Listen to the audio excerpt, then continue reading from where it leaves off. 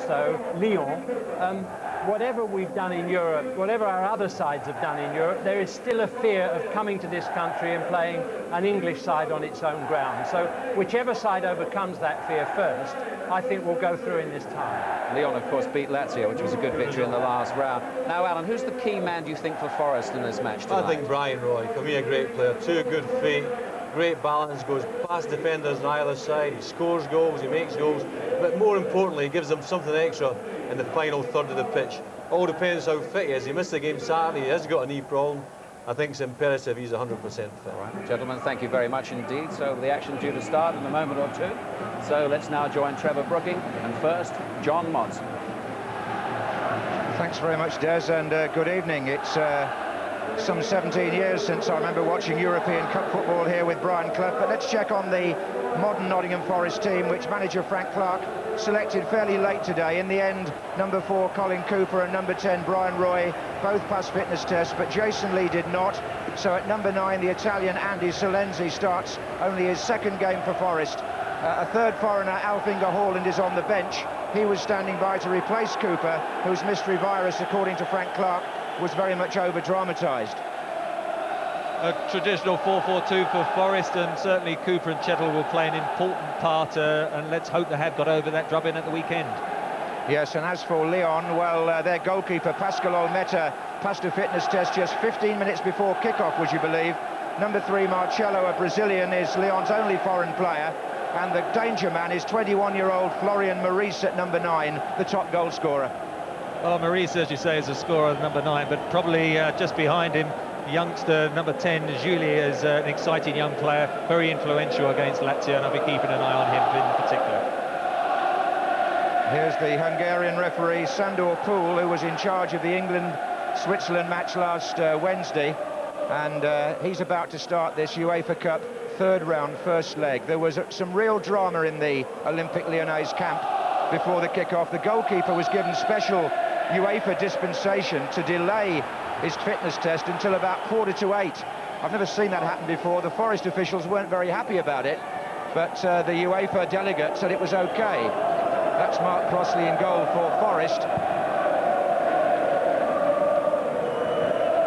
And that was Moulin, who's number 5, is marking Wone early on, it would seem. Here's Andy Silenzi, Bart Williams,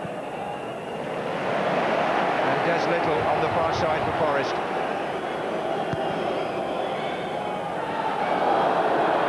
Silenzi, who went down, play on. Forest well aware that Auxerre played well here in the last round and were unlucky not to win by general consensus. And this French team, remember, beat Lazio in the last round. So there's some pedigree out there. This is Bart Williams for Forest. And now it's Rouen, number 6, for Lyon, to Julie, who's playing just behind the main striker.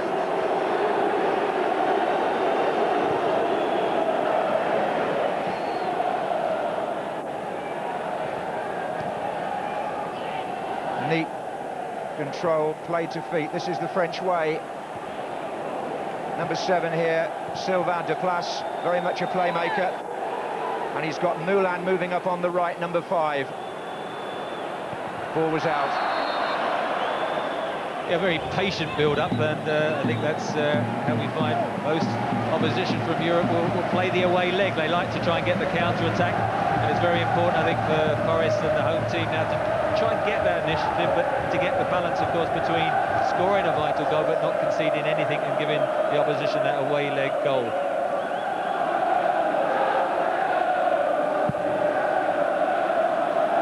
That was Gemmell for Forest. Now Stone.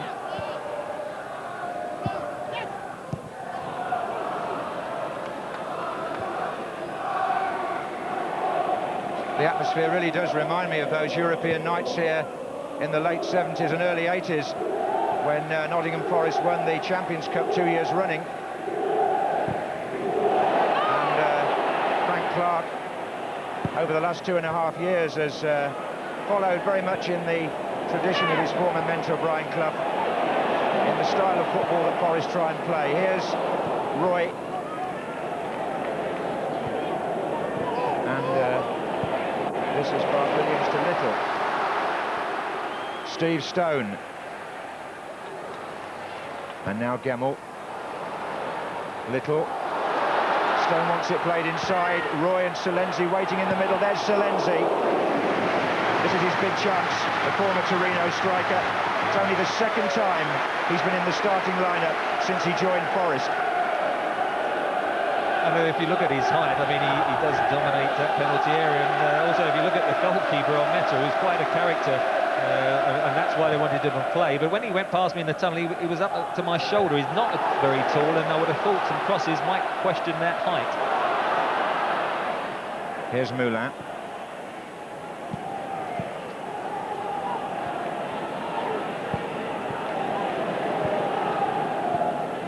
And this is Maurice. Not very well placed in the French league at the moment, Lyon. Their form there has been patchy, but they lift their game, it seems, when it comes to Europe. On the far side there, Deveau, number 8. Roy. This is Deplace. Inside to Stéphane Roche, number 11. Oh, it's a good move, and Maurice! Oh, they appealed for a corner. Maurice who had the shot, and it was a good move, this. Bit of miscontrol by Julie, actually wrong-footed everyone. It just clipped Chettle, and that's given the corner. The number 2 will come up for this. Sassus, danger man at set plays. And Rouard is there too, who's also got height. But that was of no danger at all to the Forest defence. Here's Brian Roy. Now Forest questioning whether to push out or not. They didn't, they stayed deep, and that's Stuart Pearce.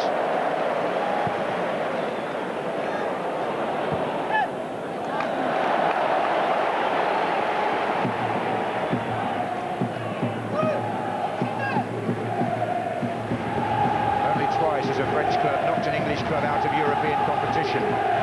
So the form book very much with Forest, but they've got to make the most of this first leg.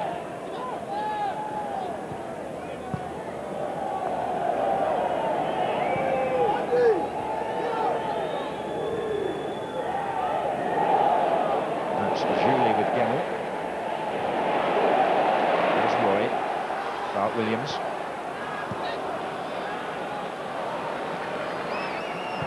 Cooper. It's a late decision as regards him as well, whether he would play tonight. This is Pearce.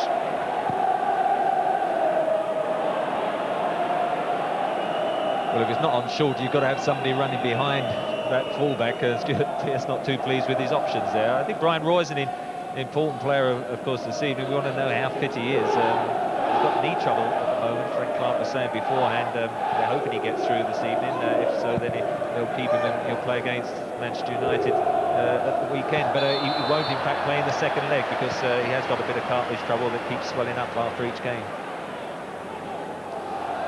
Yes, well, that may well be that Selenzi will be given a longer opportunity to prove himself. Steve Chettle has gone up for the free kick for Nottingham Forest, wearing number 5. Taken by Cooper. That's aimed at Selenzi, whose nickname in Italy is the paintbrush, because of his unusual size and shape. But might be worth mentioning the fact too that Forest are without Kevin Campbell, their other expensive summer signing from Arsenal. He's hardly played because of a back injury, but I did see him before the kick-off, and apparently he's on the mend.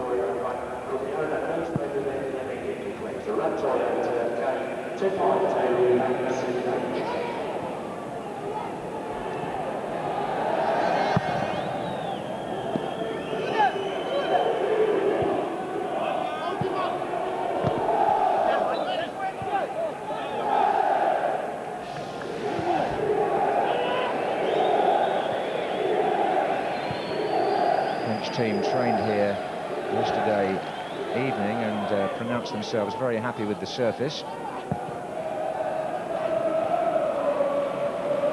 And we are, of course, in one of the stadiums that will be used for the European Championships next summer, the City Ground, Nottingham. This is Julie for Lyon. Loves to run with the ball. Number 10, Maurice in the centre here. I noticed last week at Wembley that this Hungarian referee doesn't get fooled by players that fall, he's very keen to play on unless it's quite an obvious foul.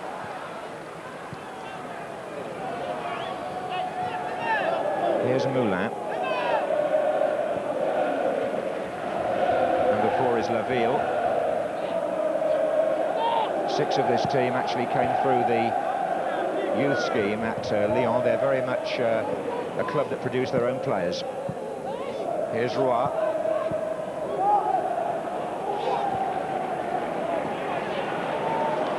Forward by Pearce. Brian Roy running on. Silenzi's alongside him.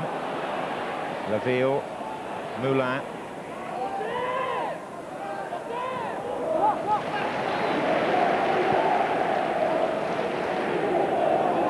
This is Cooper.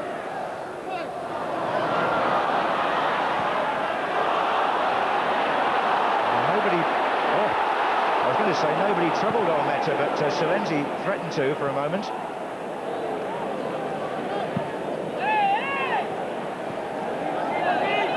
Now Roche with Moulin going outside him. Here's Maurice. Little touch to Roche. Roy, Maurice. Roy again. And Steve Stone.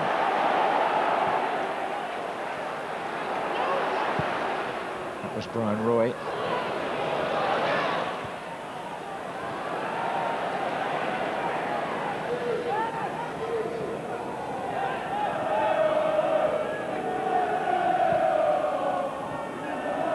Sassus.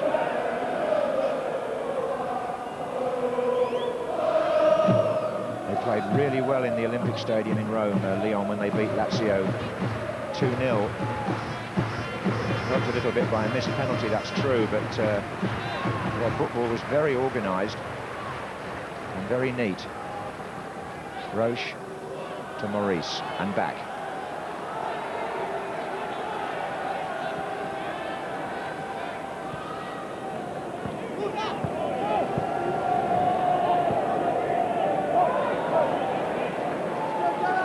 We'd have to say at the moment, Lyon must be delighted at a very easy opening 10 minutes that they've enjoyed at the moment. I mean, Forest very conscious of not conceding that goal. They're getting so many people back goal side themselves. I think they're too deep and they're not pushing up and really getting in amongst Lyon. At present, the back four of Forest are almost just occupying Maurice, playing one up, as you can see at this stage. And they're knocking it around at the back, but not looking as if they're going to hurt Lyon at present.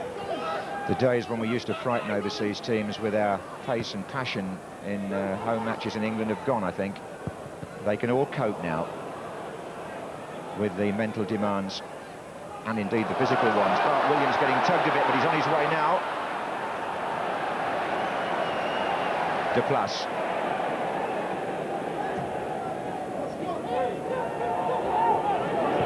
Kemmel to Roy.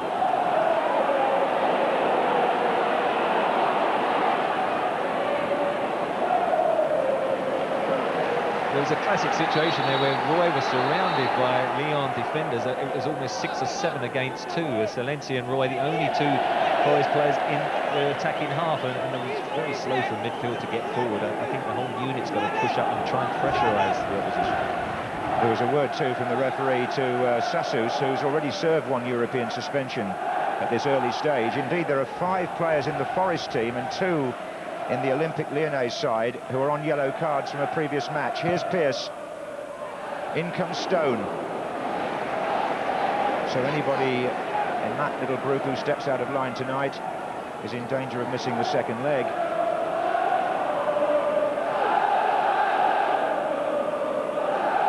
See number 8, Deveau, who's taken the throw-in, very much doing a man-to-man marking job on Steve Stone. I wouldn't think his recent performance will have gone unnoticed by the French club. They were watching Forest 7-0 defeat at Blackburn on Saturday. The sort of spy there was the famous former French international Bernard Lecombe, who's now the sort of number 2 to the manager at Lyon. Here's Brian Roy. Well, that's good running by Stone. Silenzi's in the centre, so is Wone. It's gone beyond both of them. Here's Wone. Back to Pearce. Forest need to build again quickly. Bart Williams tries to get Pearce in. No, play on. Good referee this, in my opinion. a bad pass by Deplace, and it's Selenzi, and Roy's in a good position inside. The ball needed to come in a bit sooner, I think, from Andy Selenzi. You know, some of his critics say he looks a bit leggy when the ball's at his feet, and naturally he's got that height advantage. Although having played Italian football, you would imagine that would have improved, but because of the pace of the Premiership, he has found it difficult to adapt, and that's probably why Jason Lee has managed to hold on to his place. Yes, I think Jason Lee, who's injured tonight, has surprised an awful lot of people here with his form. That long ball by Bart Williams is searching for Brian Roy, and it's away by Sassus. Bart Williams really stretching them there.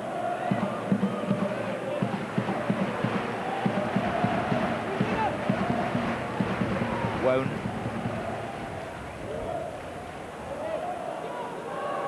That left-hand end, the new stand by the Trent. Here's Brian Roy. It's the outside of the goal. That's going to be a goal kick. Roy's claiming corner, but he won't get it.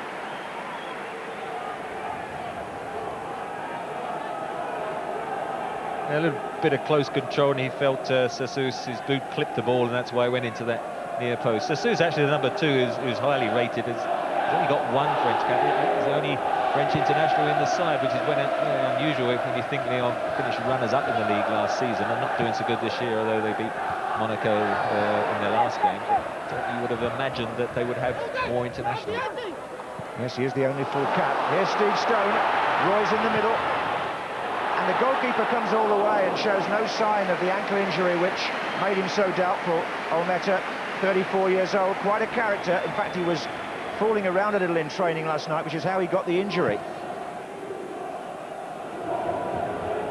Took that cross well enough. The most encouraging thing, though, is Steve Stone's got beyond the fullback twice. The fullback, just number 8 Deveau, who's marking it, just ball watched, and he's got behind him and got 2 good crosses in.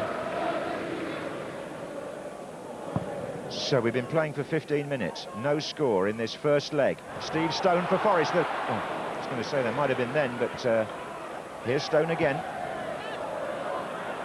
Bart Williams, Pearce. They must keep the momentum going.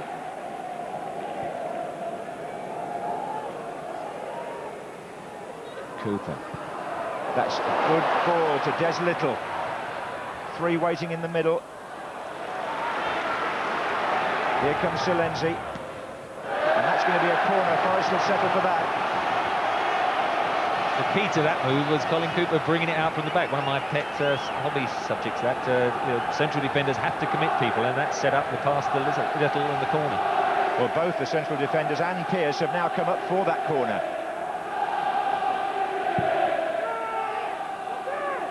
And that's Chettle. And then Wone. And Cooper's shot.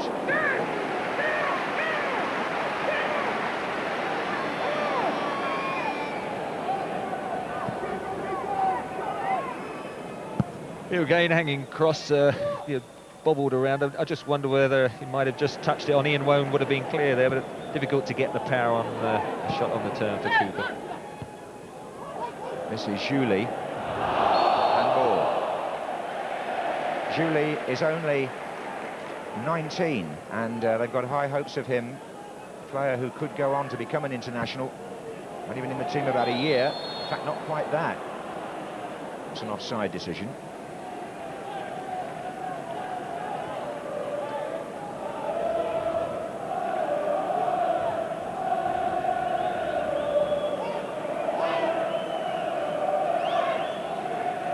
Years ago, this club, Olympique Lyonnais, put Tottenham Hotspur out of a European competition. That's going way back to the 60s.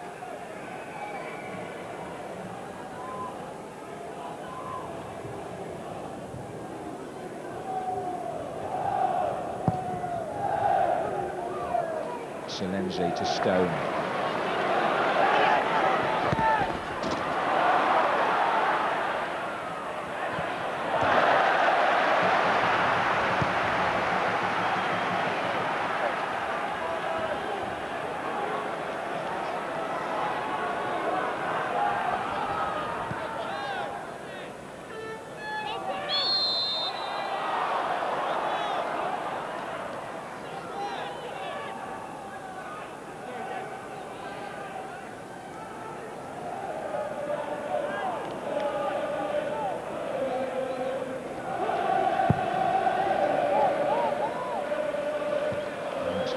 nicely for Maurice.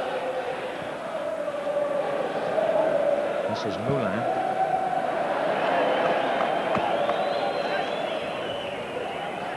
They had a good win at Monaco on...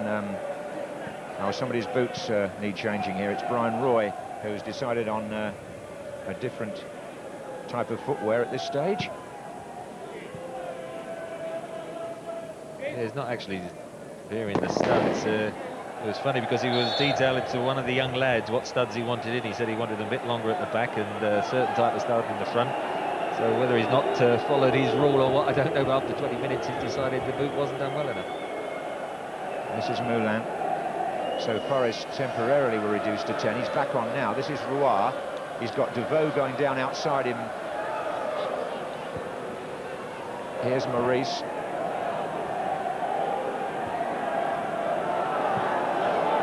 Here's Moulin.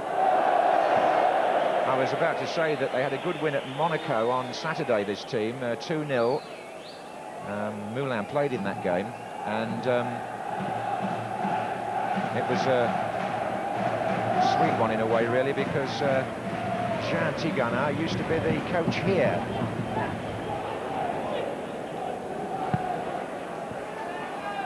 At Lyon, until he was succeeded by the present man in charge, Guy Stéphane. This is Roy. Good running by Scott Gemmell ahead of him. They need people from midfield to advance and get ahead of the ball, Forest, if they're going to unlock this defence. This is Pearce.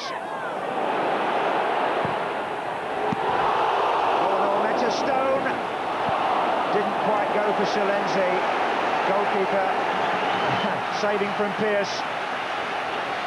Well, as a Stuart Pearce special, you could sense the crowd winding it up. It was superbly struck, and he had to get a touch on Metcher, and he did. And unfortunately, the angle then meant Steve Stone had to try and knock it back rather than go for the knock-in. This is Gemmell with the corner for Forest, but it's a poor one. And it comes back to Bart Williams, who's going to try and find Gemmell again. That's a good ball. Here's Little. First time in, Silenzi closes on the goalkeeper, who punches in a bit of a flat, but gets away with it. And that is the area where I think they could expose the goalkeeper. If they get them in there where Silenzi is actually looming over him, he did flat and he got contact to it, but he didn't have much control of where it was going. Bart Williams.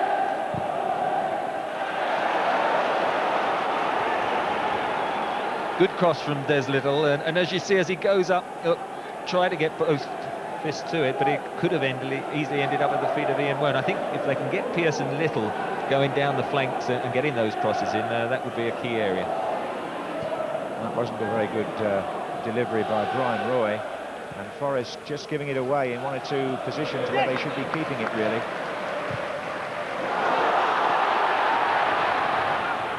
Marcello, the sweeper, the Brazilian, goes across to deal with Steve Stone.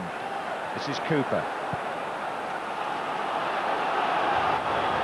Well, the crowd is certainly playing their part in this opening period. Oh, that was given away by Little, and it was Roche who took possession. This is Roy. Roche again.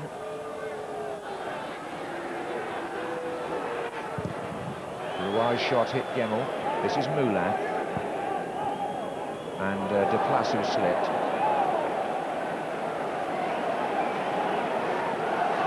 Not looking particularly incisive, but at the moment that interested in throwing extra numbers forward yet a while. Quite happy just to be goal side and certainly nullify the Forest build-up. That's aimed at Silenzi. Roy trying to feed off him.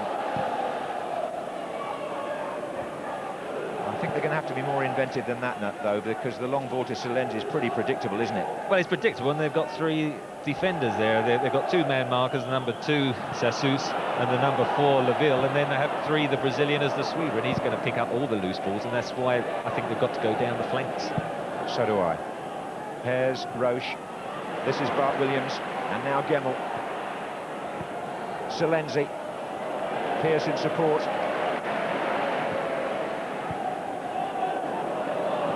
Two players losing their footing on the top surface. Maurice. There's been plenty of rain in Nottingham earlier today, so it will be greasy on top. And that's a decent-looking ball from Scott Gemmell to Brian Roy, and well read by Sassus. Cooper. There's Wone. Ball's round the ground, but a header from outside the 18-yard box shouldn't beat any goalkeeper, and that was never any trouble. And as you can see, a cross from that angle and from that depth is quite comfortable for the defending side.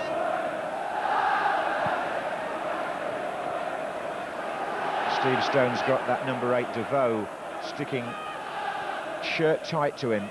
There they are again. Not going to be easy to get by him. Maurice, little touch to Julie. So clever. Until they got in each other's way. Maurice again. Roche. Oh, there's Julie. Good strike. Number 10, Julie, actually reminds me a bit of Middlesbrough's Jorginho, the Brazilian. He's nothing of him, really, 5'3", 4", but as soon as he gets the ball, he loves to run at defenders.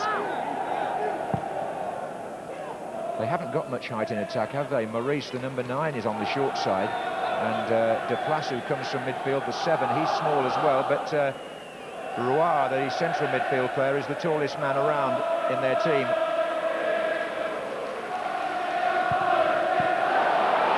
Oh, look at this, Crossley finally gets it forward towards Brian Roy, but has to get back quickly.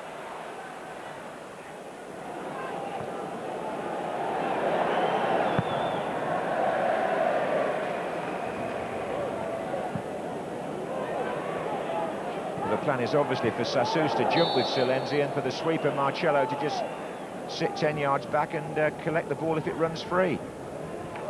Unless you get in Bart Williams, and really the more likely one is Scott Gemmell running from central midfield beyond Silenzi and Roy. I mean, the Brazilian sweeper Marcello will have a lovely evening and think, well, this is quite nice, I'm looking pretty good here.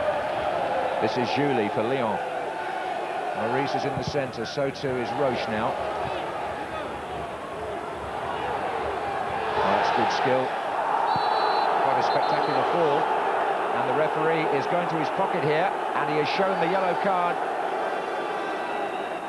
It's to Cooper, who, fortunately for Forest, was not one of the 5 already on a yellow from previous European games. But he's got one now. Well, he's beaten by pure skill, wasn't it? Julie just turning, wrong-footing him, and he pulled back his shirt. No really alternative than to be booked. Deplace will take the free kick for Lyon.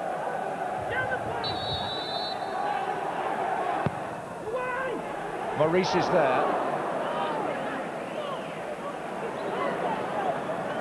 I think there was a little nudge there. Who's going to dispute that? Look, Maurice, the 9, Stuart Pearce, suddenly sees the danger late, and the old little elbow into the shoulder was enough to put him off. Yes, you can bet your life there'd have been a shout. That'd have been an incident in the other penalty area.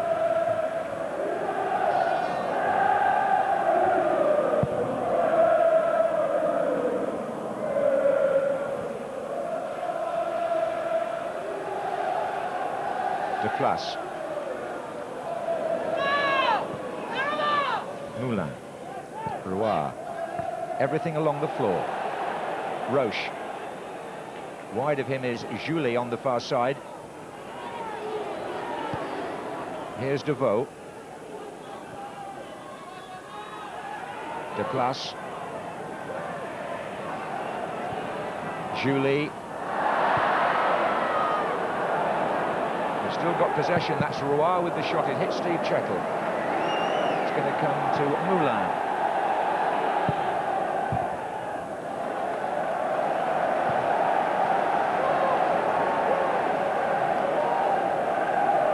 Both these teams have shown already in this competition that sometimes it's more comfortable to play away. Well, Forest's strength in the Premiership is counter-attacking. Whenever I see them, they're at their best when they're defending, as quite often we saw in some Premiership games at the weekend. Suddenly, when you win control and then break from your own penalty area, that's when you actually create the chances. And it's a bit cagey cat and mouse at the moment. This is Duplass for Lyon. Robbed by Silenzi.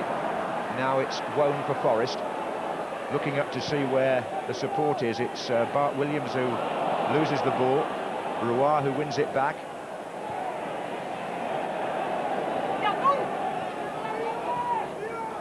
Maurice. He went for Stones, though he wasn't there. Julie. Deveau. Roy. Duplass. Now Moulin on this side. They move it around nicely. Question is whether they've got any penetration at the end of it. Silenzi there got a foot in. This is Chettle. Coming up towards the half-hour mark here and no score in this first leg. Pearce. Brian Roy now makes a run through the centre. But two defenders and a goalkeeper there. It's an impossible ball from that range, you know, that far out. I mean, for a lot of the build-up, only two home players were in the actual attacking half, and at the moment, it's difficult to see numbers-wise how Forest are going to unsettle Lyon unless they decided to commit one or two extra men forward. I think they're very cautious. Let's be fair, they've lost 7-0 at the weekend, and they didn't want to concede a goal in the opening 20 minutes. This is Moulin for Lyon.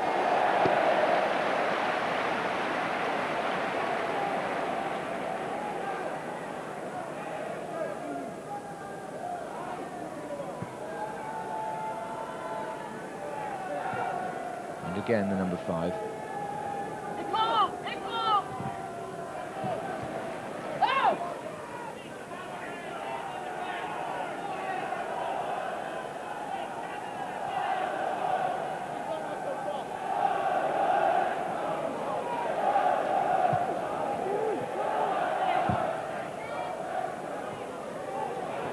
With Julie. This is Brian Roy. Stone with little outside him. Home crowd expectant again until the ball is carelessly given away. And the cheers turn to sighs, which has been very much the story of English clubs in Europe so far this season. But there weren't too many cheers. Largely because we just can't seem to get the ball off some of these teams. This is Roy. How I think Forest are defending so deep. 8 men, letting them play in front of them, not really getting tackles in. Little. There's Silenzi.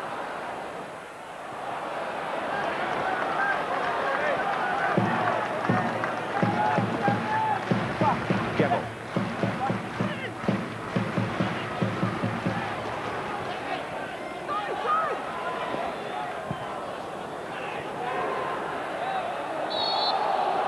Free kick against Des Little.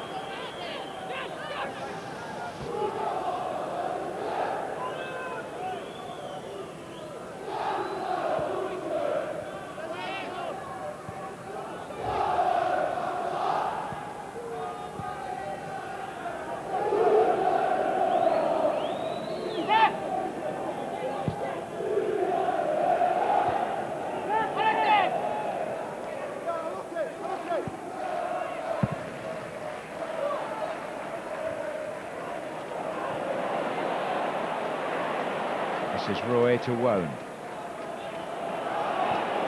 And now it's Gemmell. This is probably where Forest have got their best chance when he gets forward. It's Scott Gemmell. And that was the best opening they've really made. And it comes from a midfield player who actually gets himself into the penalty area. Hasn't done it much this evening, but he has done well in recent games. I've seen him. He played very well at White Hart Lane, and he's the man that gets forward. He took over, of course, from Lars Bohinen. Didn't hit the shot well there. Was waiting for his place when Bohinen went to Blackburn.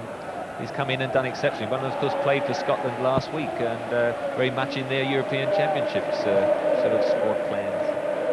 Yes, well, his father was a distinguished Scottish international, wasn't he, Archie Gemmell? Played in the 1978 World Cup.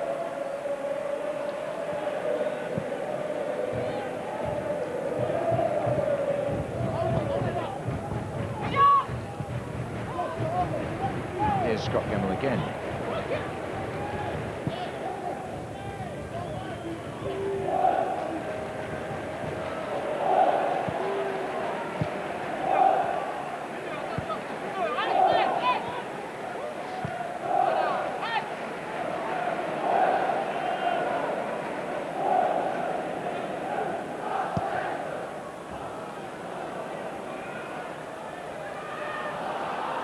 Williams. He's trying to get Stone through, but DeVoe just lets the ball run. He's been caught out twice, DeVoe. I think his manager would be too pleased if there was a third occasion, and on that time he was already starting to run once Bart Williams looked up and then slotted it in. There's the Nottingham Forest bench. Liam O'Kane on the extreme left. They'll be reflecting. There haven't been too many shots and saves so far, but then you're not going to get that in European football now. Not in the first leg, when the away team has done its homework so well on the home team. This is Roy.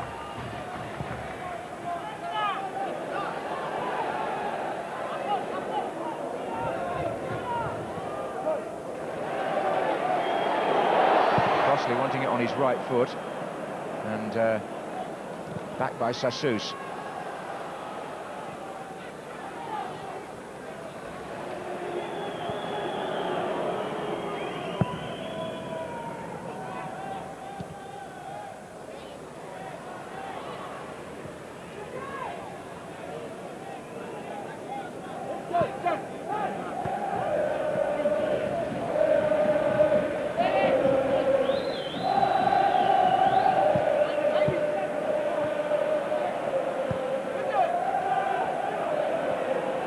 This is Gemmell.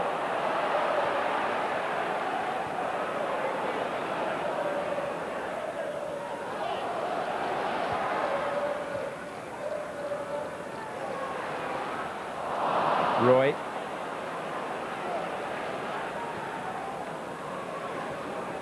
And now Pearce.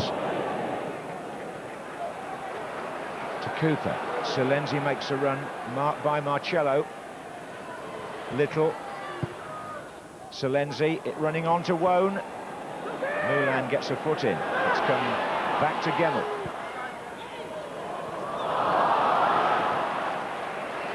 They're defending well, Leon. There's always an extra man there if they manage to get past one. And on occasions, because there's so few options forward, it's taking so long in the build-up play that quite often then Leon have got 7 or 8 goals side against 2 or 3. I think in some way or other, Forest have to push up more and win the tackle more in the Lyon half and then go at them from a much shallower stage of the game. Whereas at the moment, I think the deep build-up play, and they're playing in front of the French side. Well, the sweeper hasn't been moved yet, has he? He's just waited for the play to come onto him every time.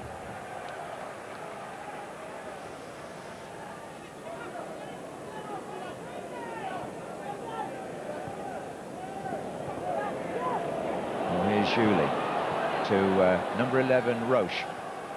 Julie again. De Place. That's Roche. Good movement. Good build-up play, and again it was Chris Bart Williams got caught in possession, and why was he caught in possession? Because one of the back 4 just knocked it into him with him marked, and then it was good little incisive play with 3 or 4 passes, and suddenly they had a shot on goal, which Forest haven't been able to create in their slower build-up.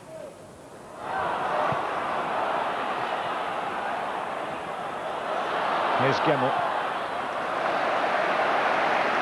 Well, I remain convinced that he's the key to it. If Gemmell can get into some attacking positions, they may have some chance to disturb what has so far been a very self-assured Lyon rearguard.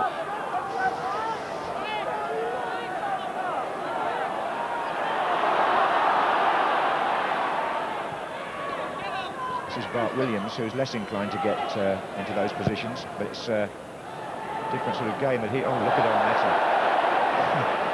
He does love to exhibit his acrobatics, this goalkeeper. I don't ever remember a fitness test taking place at 15 minutes before the game. They seem to go against all the UEFA regulations there, but the gentleman here seemed quite happy with it. I think that's probably how he injured himself, going for a cross that he didn't need to. I mean, considering he was so late getting past fit, he might as well have just let that go off for a goal kick.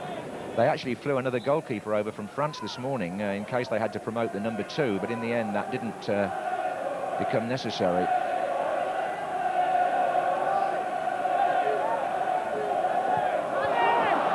This is Florian Maurice, number 9, but the referee's already given the throw in there. The ball was out.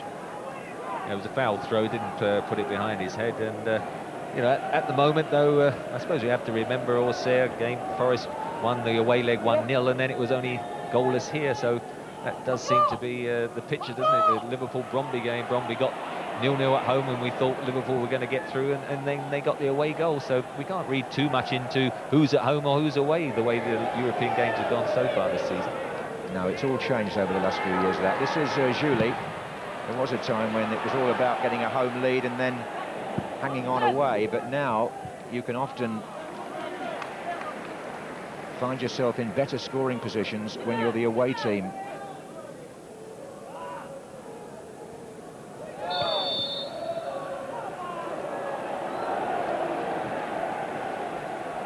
So a free kick to Lyon. Deplace being told to take it back a bit. Sassouz is on his way forward. Silenzi's gone back to mark him.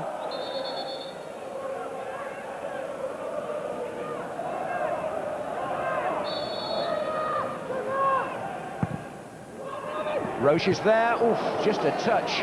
Might have sent that in. Crossley keeping his eye on the ball and doing so well.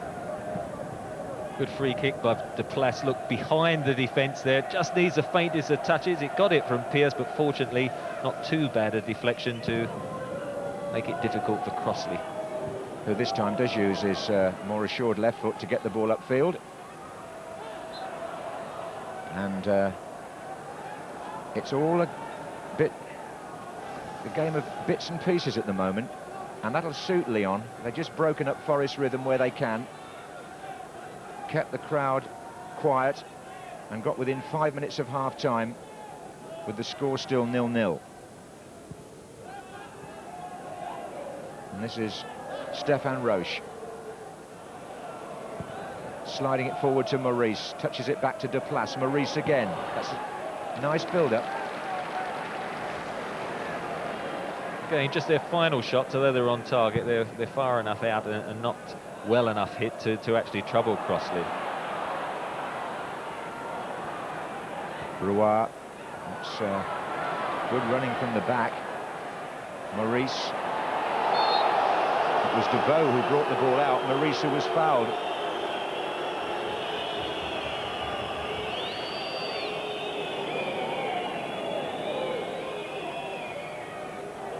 Your old hobby horse there, isn't it? One of the back players carried that ball about 30 yards, and suddenly the field in front of him seemed to open up.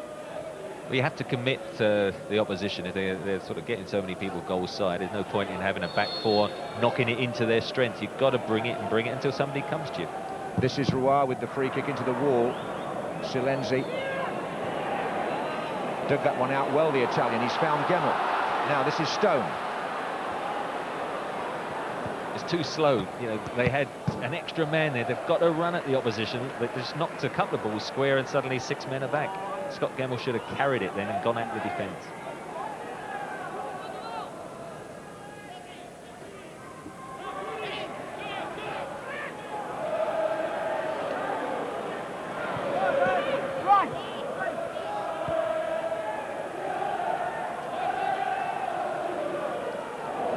So Steve Chettle. Left-footed player, Silenzi. Oh yes, he's got away nicely here, from two of them in fact. But he couldn't reach Stone with the ball, and that's where it all goes wrong. The final pass, here's Maurice.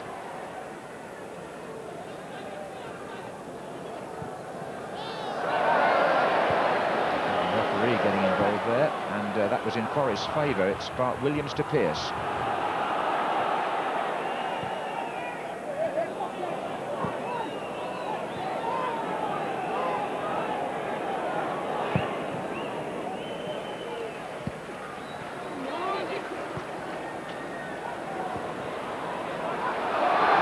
Stone got past Devoe at last? I don't think so.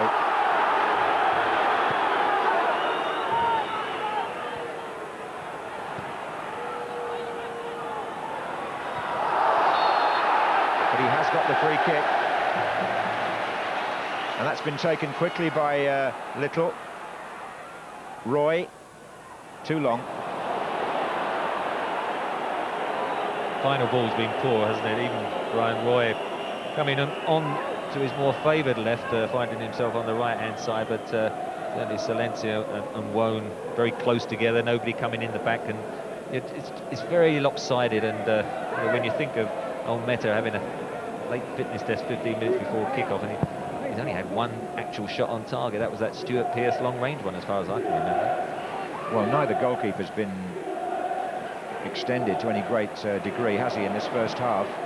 This is Gemmell, and chances for strikers almost non-existent, but midfield players have got to get into it more. That was Gemmell, and this is Roche. Deplace. Maurice makes a run right to left, takes defenders with him. Deplace shoots, and the crowd behind that goal, about 1,000 of them from Lyon, we're getting quite excited there for a moment, and a few gestures being exchanged between them and the Forest fans.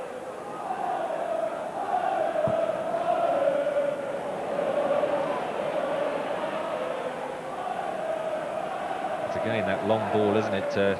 Down the channels, but when you've got the sweeper as well as the marker, it's not going to present too many problems, and at the moment there's no variation on that. Julie.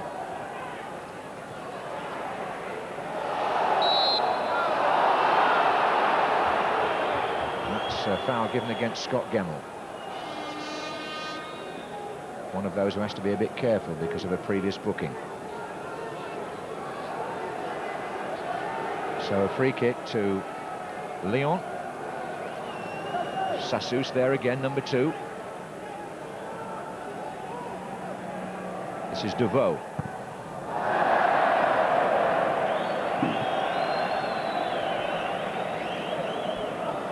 I criticise Forest for the final ball. I shouldn't let that one go and say Lyon's is not that much better, is it? At the moment, the first 45 minutes, which I think was said before, a bit of a stalemate. Well, you can say that again, because there's going to be no further action. That's the half-time whistle. And Lyon will come off pretty satisfied that they've contained Nottingham Forest, although it should be said that Forest may well play their more effective football in Europe away from home, so it's no great surprise to find that the half didn't contain too many exciting moments. Certainly nothing to trouble either goalkeeper unduly.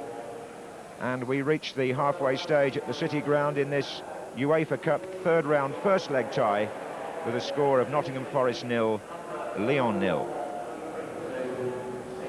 Well, I think we half saw a banner there saying, "Are you watching Alan Hansen?" It's an E at the end for future reference, not an O. I'm watching, Des. I'm watching. We've all been watching, not entirely attentively, but we've been doing our best to concentrate. It's a chess match at the moment, and John Watson was saying that the French team don't look as though they've got much penetration yet, or we haven't seen it, but neither do Forest, really, do they? No, I think Forest are very wary about losing the goal. They play a rigid 4-4-2. When you do that, huge responsibility in the front two. Now, we mentioned Brian Roy at the top of the programme.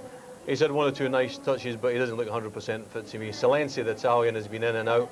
But you can talk about systems and formations all you want. For me, you go for the weaknesses in any side. Now, the goalkeeper's done his ankle.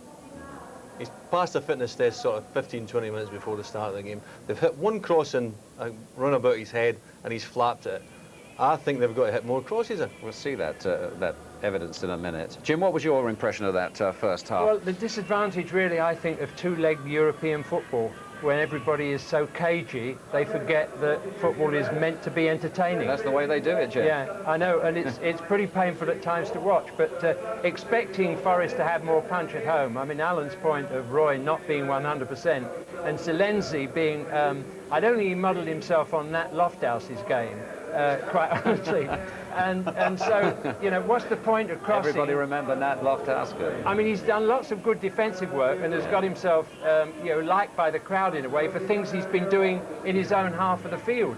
But when you want somebody to go in, you know, and whatever happens, get their head on the end of the ball. I mean, he isn't that kind of player. They might be missing Lee there in that position, aren't they, Alan? Because he plays he that would get kind of way. I think, as I say, if you put it around about the keeper's head, you've got to go and hit him. You know, just give him a thump and see if he likes it or not. See if he wants to come back. See if he likes it up in. Okay, let's have a look now. Let's have a look at Pearce here and this shot. Why is in everybody's fantasy football team? Because he scores goals from defence. I mean, it takes a fullback, you know, to produce the first real save. I mean, that was a very good save, injured ankle or not. And Stone, quite correctly, I thought, tried to lay it back because he had, as you'll see, he had a really bad angle. But what Pearce did for England, he attempted to do for Forest. Wonderful left foot he's got, and that is a good save. Left hand, low down, and luckily for the keeper, it ran out to a very bad angle. So he can't do much more there than try and cut it back, Stone.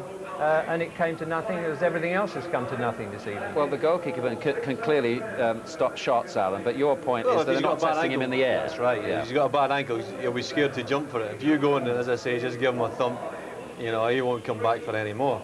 And Forrest got one decent crossing in the first half, and he flapped at it. It's quite conceivable he could have put this in the back of the net. Silenci gets into him. I mean, he's all over the place there. He hit him with his arm. I can't understand why they never repeatedly threw them in. Well, it's coming a long way. It's given time for Silenci to get in the box, and as I say, that could have gone anywhere.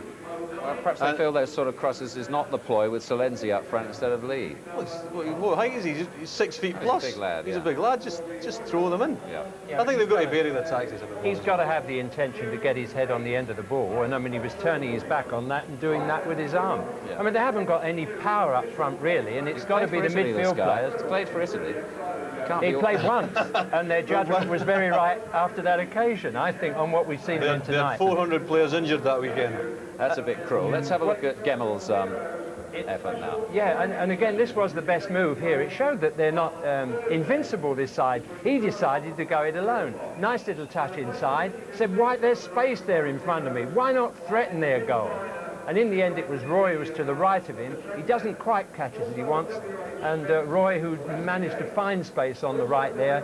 Roy makes a good run here. Roy makes a great run because he takes the defender away and allows Gemmel to come inside. A nice little bit of skill. Roy runs on the outside. The space opens up. He comes in. Perhaps he should go on his left foot. But he takes it on his right. A decent opportunity. Didn't catch it well.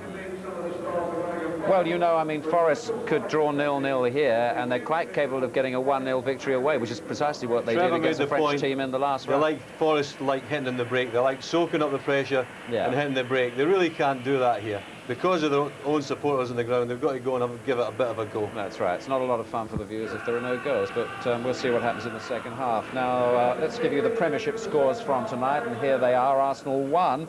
Sheffield Wednesday 2 at half-time. Dennis Bergkamp gave Arsenal the lead after 3 minutes. David Hurst and Chris Waddle turned things around for Wednesday. It'd be a bad week for Arsenal if they were to lose that one, having lost against Tottenham. And it's Middlesbrough 0, Tottenham 0 at the moment. They're into the second half in those matches. Let's bring you the goals from 2 Premiership games that have already taken place this week.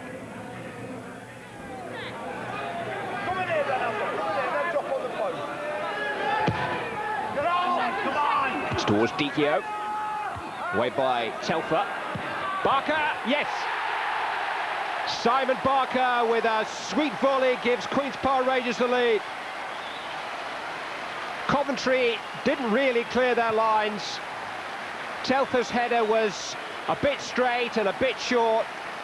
Barker's finish was a bit tasty. Oh, Rennie's in trouble here. This is Impey. And Gallen. Oh, Grizovic did well. Decisive goalkeeping. Some rather indecisive finishing, in truth, by Kevin Gallen. Impey just a little off balance. And the bounce wasn't the kindest. He needed instant control. And Grizovic was there in a flash.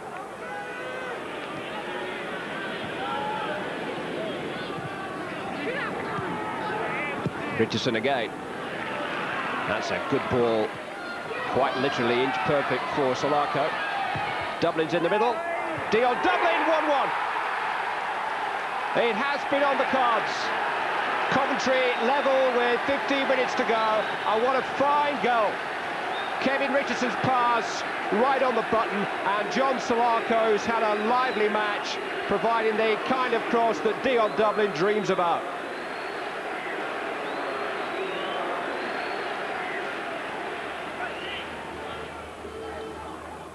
Aston Villa's record at the Dale has been wretched in recent seasons. Haven't won here in 13. Here's Dwight York holding off the challenge. Here's Taylor.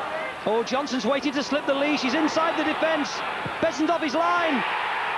It's 1-0 Villa. And my, oh my, Johnson's third goal in 3 games. And that ball from Taylor caught Southampton's defence absolutely square.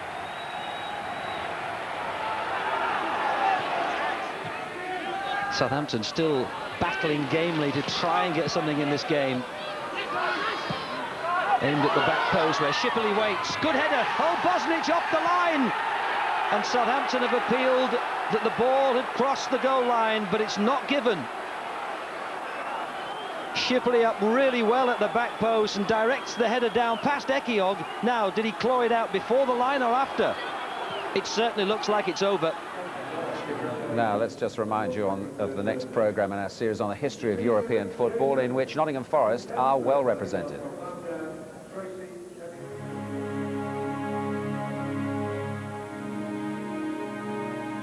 Bob was always very down to earth on everything. I mean, you come into the dressing room and he'd just say congratulations, well done, and that was it. And then, of course, when he's gone out the dressing room, he'd say, well, remember, it'll be harder next year. We moved down to Munich to play the final. He wasn't with us. I think he was in Greece on holiday with his family. He turned up, said, I've had a great holiday, lads. I'm going back tomorrow. I want to go back as a European Cup winner. This is how we're going to do it. I did feel that we had a terrific spirit going at the time. And it's something that you've got to have a feel if you're going to win things at top level, that heartbeat at the club, which once it's gone, then you tend to struggle. Brian Robson had brought us back into the game with a magnificent goal.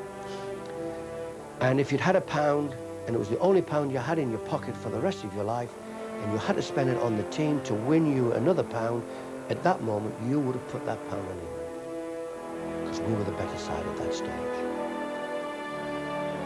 And I think the biggest thing that sticks in the memory more than anything was the fact that I don't think many thought that we'd beat them in the final. And I think their players thought that as well. I think they were a little bit overconfident.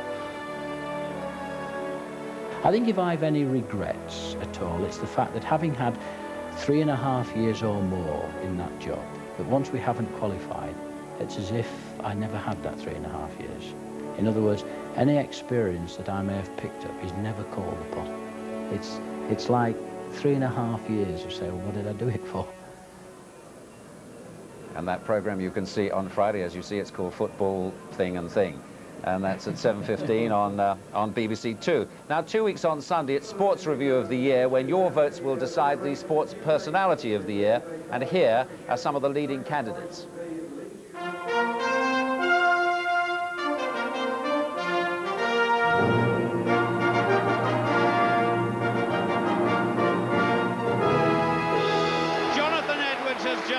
The greatest jump in athletics history.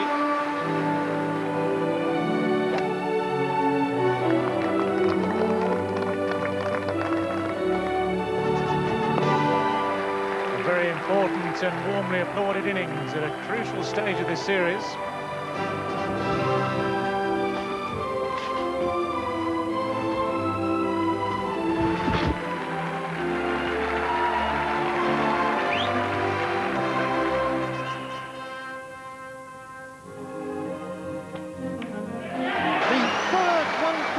Maximum in Crucible history.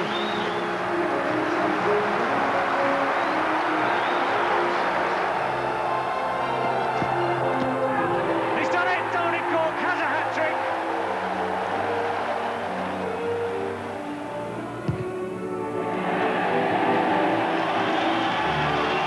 The winner and new. Bruno's done it.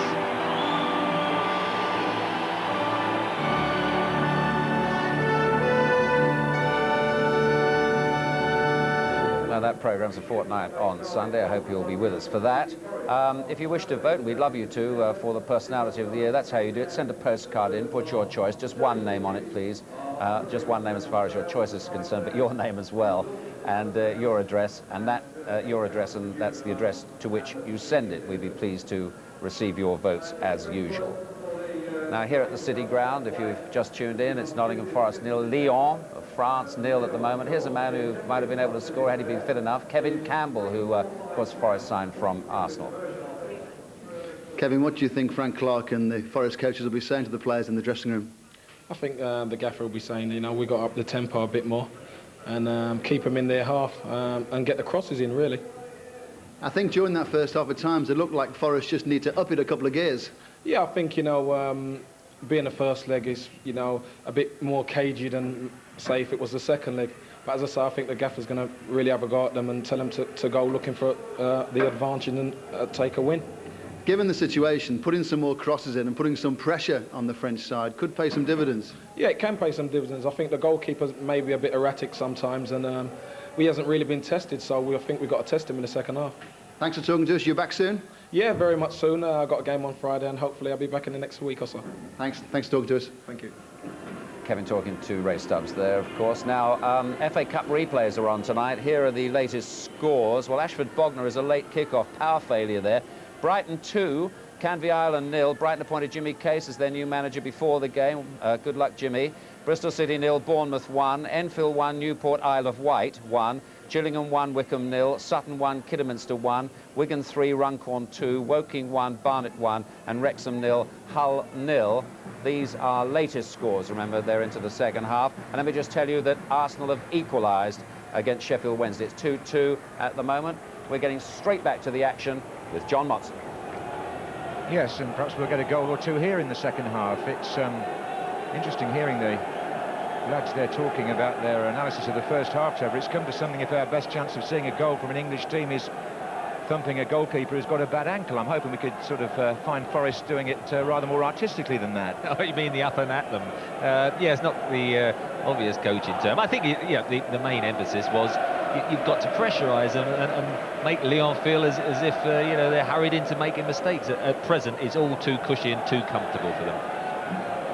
Nottingham Forest, whose long unbeaten run in the Premiership ended in spectacular fashion from a Blackburn point of view on Saturday, but they are unbeaten here for 10 months at the City Ground, the last defeat being at the hands of Crystal Palace in the FA Cup last January. So now we have Lyon playing from right to left in the second half, and immediately there's Julie.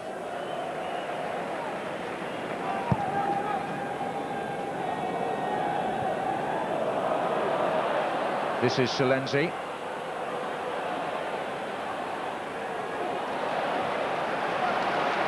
Now Stone. Gemmell.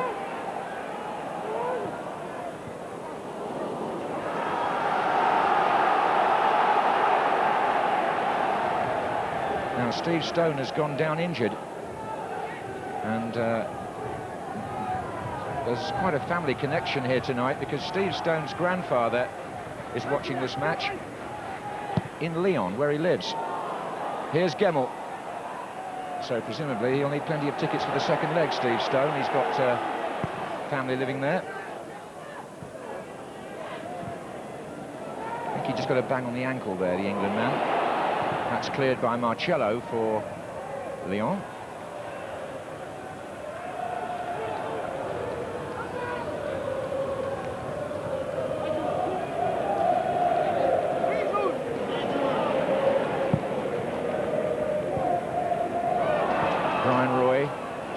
Scott Gemmell, but again it's broken up.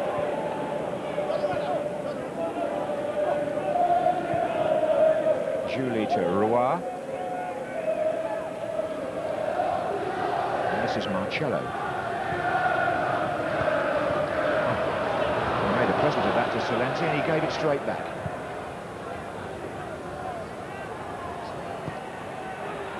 Julie playing for the free kick and not getting it. Here's Stone. Now Roy.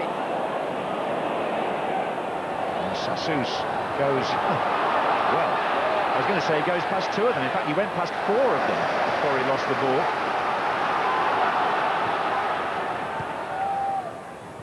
And he's back now in his defensive position. This is Pearce. Goodness, that was careless. Julie, and that was too.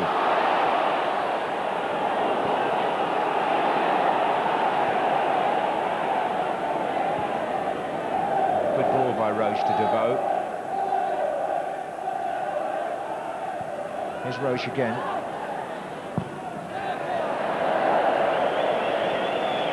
Definitely not any improvement, is there, in the first couple of minutes there? I mean, it was well, either side got the ball, gave it to the opposition, and then in the end, a very optimistic long-range shot by Roche. At present, I still think, you know, you've got to get down the flanks because they're playing the sweep of Marcello, who's picking up all the loose balls, and Ian Wone and Steve Stone need the fullbacks overlapping them to start thinking the opposition, well, who do I pick up? Here's Cooper. Chettle. Steve Stone's told the bench he's okay after that knock on the ankle, but Forest passing let them down again in that last attack. The ball was given away all too easily. Here's Chettle again. Bart Williams tries to dig one out for Stone. That's Deveau sticking close to him again.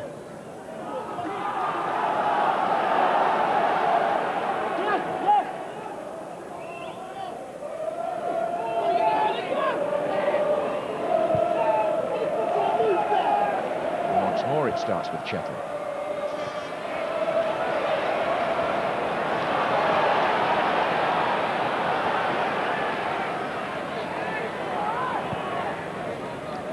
Well worked that between Roche and Roy. This is Julie.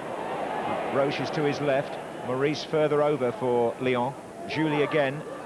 There's Maurice. Touched it back to Duplass. Deflection on that. Again, they've got quite neat build-up play like that, and then just you get near the Nottingham Forest penalty area, and it's sort of a long-range shot from 25 yards or more, which none of them have actually troubled Crossley, or shouldn't do.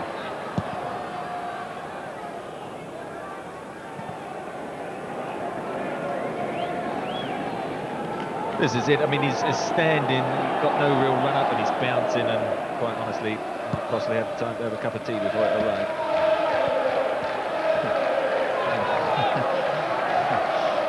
That's another comment, but we'll just stick with the play for the moment. This is Pearce, and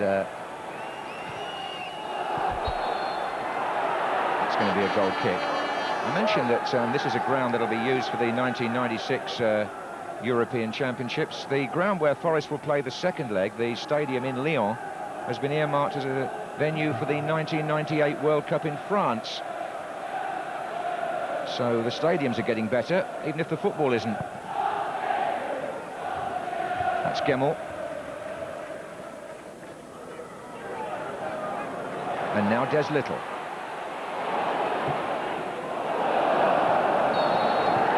Corner given. Now a real chance for Forest to send the heavy men up from the back here. Chettle, Cooper and Pearce will all go forward for this. And they've got the tall figure of Silenzi in there as well, of course. Wone to take it. But they're packing the near post a bit here, Silenzi and Chettle.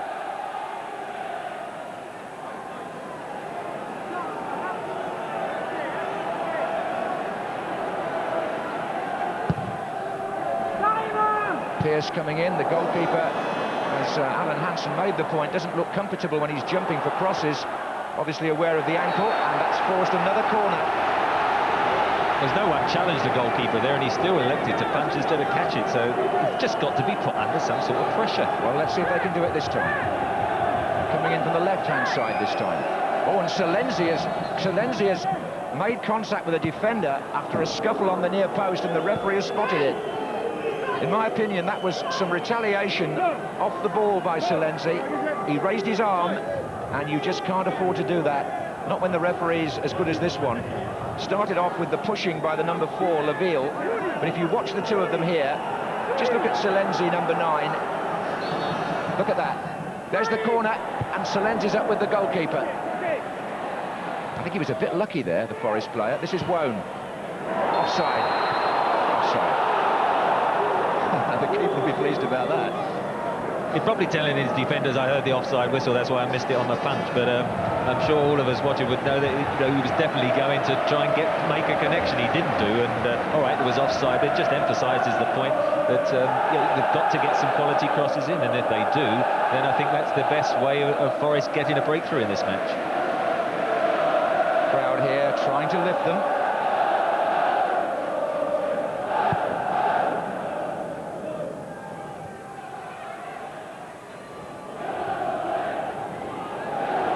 Forest, of course, having to live with that past reputation in Europe. We saw Brian Clough's face come up in that half-time sequence. And he set some almost untouchable standards here in European football. Untouchable perhaps by everybody other than Liverpool, who of course won it more often than Forest did. Here's Gemmell.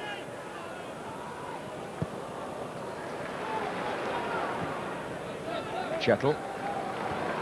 And now Pearce. Solenzi making a run through the inside left channel here. Touching it back, but not to Wone. Number 9, Maurice. He's flattened a bit there in the centre circle. That was a hefty challenge. Maurice looks at the referee. It was Cooper who left him on the ground. Here's Roy. And now Solenzi bundles. Maurice is having a really hard time. He was knocked over twice in quick succession there. Remembering Colin Cooper, of course, got the yellow card in the first half, so just as well the referee didn't think it was too strong. Just makes you wonder that. Solenzi and Cooper have both got away with a couple of unfair challenges in the last 5 minutes. Duplass will take the free kick. Maurice on the chest. Here's Roy. This is Julie. Well read by Des Little. Oh, and that's the number 8, Devoe.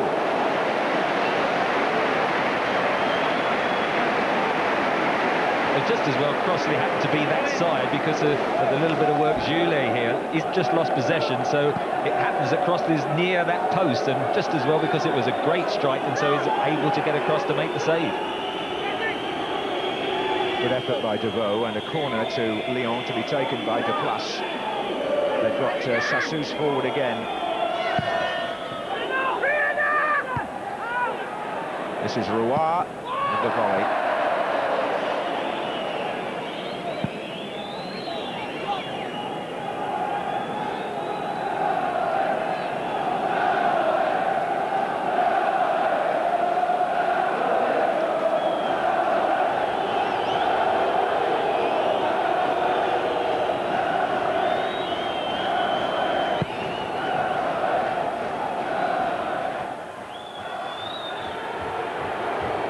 Williams. Cooper.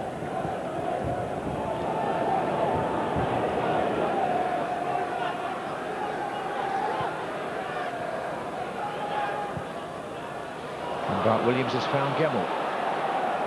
Little is backing him up just behind him. Forest get the throw. Bart Williams is free here.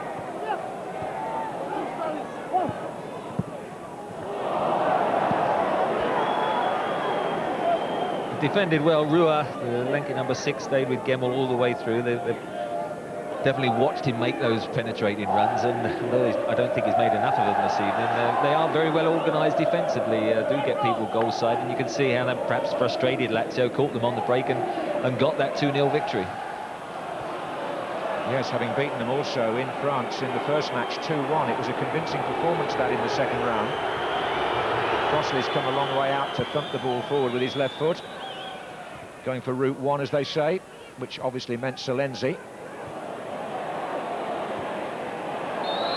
And Stuart Pearce is felled there, and it takes a bit to knock him over. And I think he's fallen awkwardly. In fact, he definitely has. This is a long-range shot by Devoe, and he hasn't got very far, about a yard to make that save. It was hit so strongly, it was just as well that he wasn't in the middle of the goal, because I don't think he would have got across, but in the end he saved it comfortably enough. Very powerful strike though. Bit of a worry about Stuart Pearce, Trevor, on that fall. You know, he's not the one to go down in that kind of pain, and if we watch it here, it's a nasty collision, and it's brought on the stretcher, but immediately that happens, Pearce gets up. It's amazing what that FIFA rule has done, isn't it? Well, Stuart Pearce probably thinks that's a bit of an insult for him to have stayed down that long. You're quite right, usually he bounces up, but because of the rules now, he's decided just to jog off, have a couple of smelling salts, and I'm sure he'll be back very shortly. So just for the moment, Forest without their captain, and they have a free kick. He was fouled in the incident. Salenzi backing in. Chettle's up there. DeVoe with a header out. Gemmell with a knockback. Roy is up too. And it's volleyed clear in the end by Stefan Roche. Pearce waiting to come back on the far side, but for the moment it's Stone. Appeals for handball against DeVoe, who's given the ball straight to Gemmell, but then intercepted his pass. Pearce comes on the far side to bring Forest back up to full strength.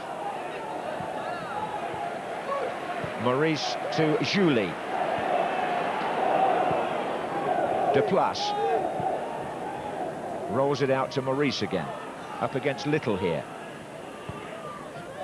Deplace.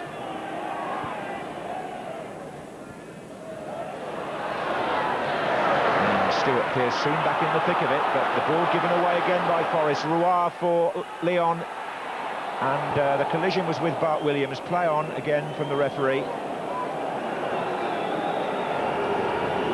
Well, they're trying to bulldoze his way through. Just before that, Stuart Pearce strongly back into the tackle, and as you see, he was almost just going to try and bundle his way through 3 or 4 bodies. Might have been clipped by Gemmell for the free kick, didn't get it. Was probably looking for a 25-yarder. Wone to Salenzi. Roy.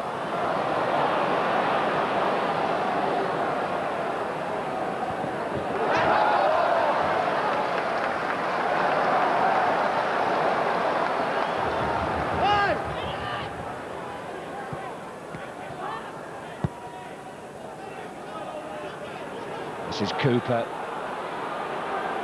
Now he has carried it well there, Colin Cooper, really well. This is Roy. It needs to be moved on again, though, quickly, if they're going to keep the tempo going. Pearce. Cooper's in the penalty area now. He gets ahead to it. It's good to see. I don't know, why Colin Cooper doesn't do more of that. He's quite comfortable in those situations, and it still means that Forest have got 3 defenders marking just Maurice up front, so it's not as if they're leaving themselves exposed at the back. 15 minutes gone in the second half here at City Ground, Nottingham. The UEFA Cup, 3rd round, first leg. No score, hip on the ankles, but Scott Gemmell retains possession. Bart Williams to Stone, who's moved inside now. It's Brian Roy to put Wone in a good position. First touch let him down rather, and away goes the Brazilian sweeper Marcelo, but only as far as Roy. What looked promising. Wone again. Came to nothing. At least they're pushing up a little bit and getting 1 or 2 tackles in and not allowing Lyon to knock the ball out. Wone there, definitely his first touch let him down. Good back heel by Roy. Gave him the opportunity, 1 against 1, near the edge of the 18-yard box, but he didn't take it because the first touch knocked him wide.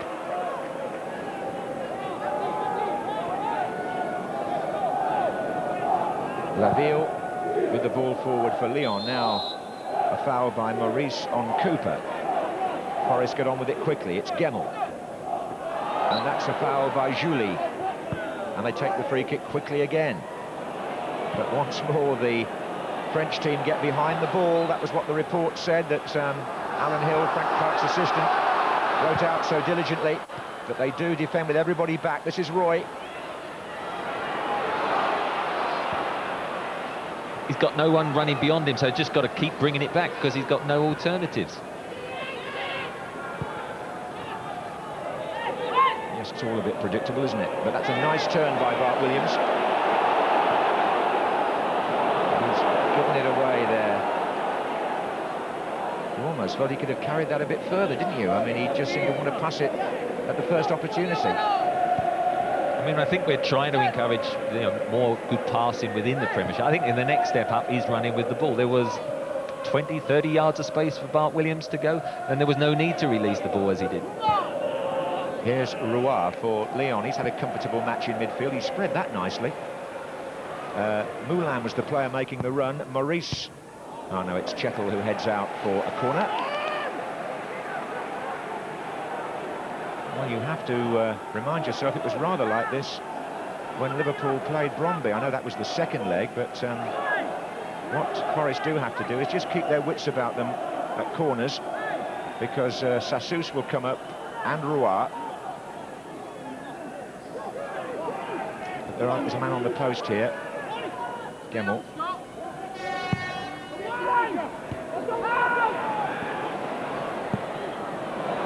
That's going nowhere for Forest.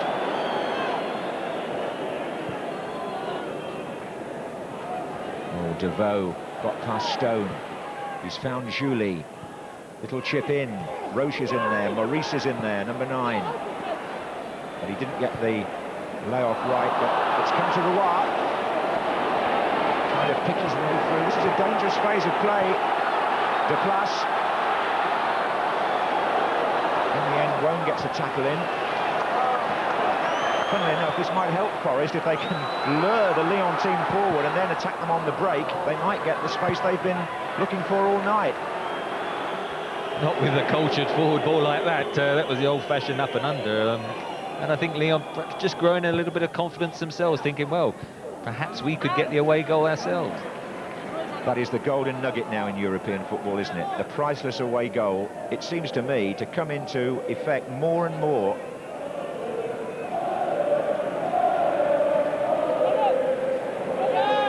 Devoe.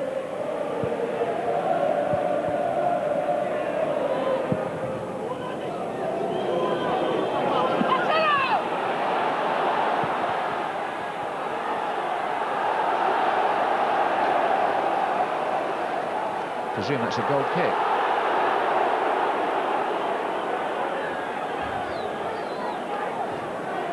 Yeah, I know what you mean. I think Silenzi there probably just showing his frustration. Let's hope he was anyway, because I don't think he probably got too many balls like that from the Italian football to chase him into the corner flag. Not having a lot of joy, I think we could say, that particular gentleman.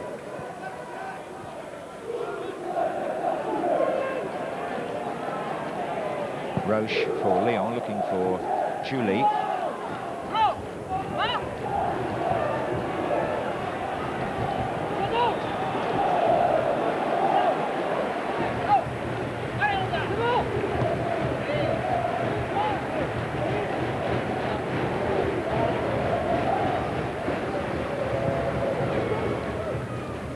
Header by Cooper to Gemmell. He looks left, he looks right, and then through the centre he sees Bart Williams, who's probably further forward now than he has been at any other time in the match. Gemmell again, Bart Williams again. Now they have pushed on here, Forest. They've got 5 players ahead of Stuart Pearce. One of them here is Brian Roy, but the offside flag goes up. When Gemmell and Bart Williams had it the other side, why didn't Des Little, the right back, go? Because he is spare, and they've got to have people get into the byline, and Stuart Pearce knocked it in deep, trying to release Brian Roy in the channel, but it all is pretty predictable. I just think they must get more numbers forward. Just shows you the goalkeeper's still worried about that ankle. The Brazilian continues to take the kicks, Marcello, but this one's going to come straight back because Forest have a free kick. Wone. If they could just get the breakthrough, Nottingham Forest, and if tonight they won 1-0, you'd fancy them really in the second leg on the evidence of the previous 2 rounds, which is why probably they're being a little bit overcautious about not conceding, which of course would sway the tie very definitely in Lyon's favour.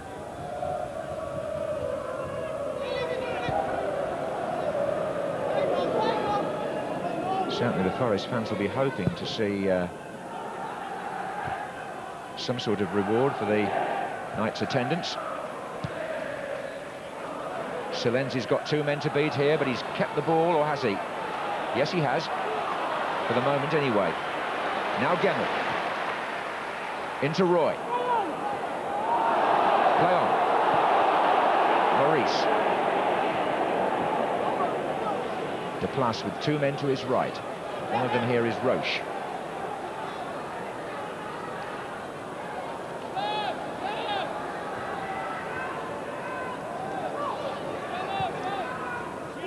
They've got plenty of room to move the ball about in that area of the pitch. This is Roy, Maurice,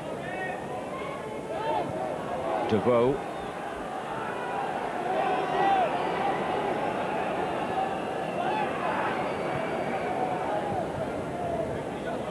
Julie.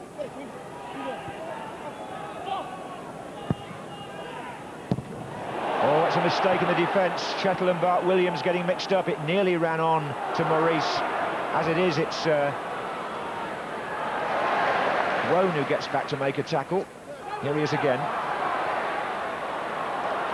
Bart Williams, Silenzi. Oh, a bad place to give it away. Julie.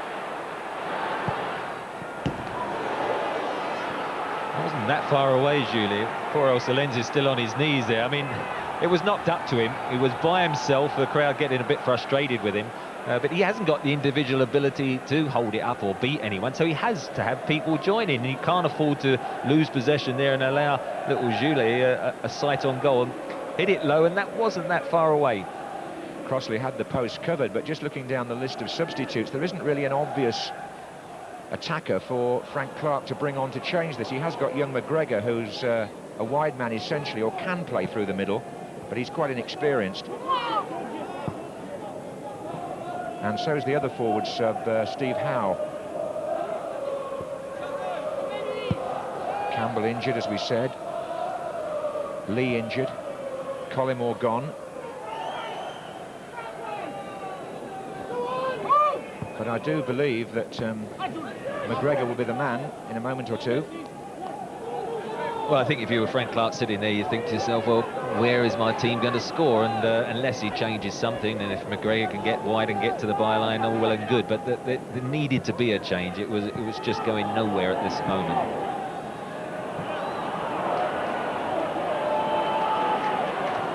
Here's Stone. Here's Silenzi.